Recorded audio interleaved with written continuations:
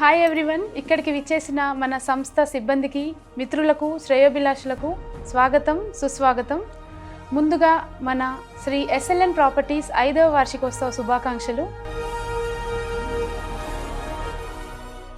ఈ శుభవేళ మన సంస్థ 5 సంవత్సరాలు పూర్తి చేసుకొని 6వ సంవత్సరంలోకి అభివృద్ధి బాటలో పయనిస్తూ మీ అందరి సహాయ సహకారాలతో ఇంత ఎత్తుకు ఎదిగింది. అందుకుగాను ఈ కృషిలో పాలు పంచుకున్న ప్రతి ఒక్కరికి పేరు పేరున కృతజ్ఞతలు తెలియజేస్తున్నాను.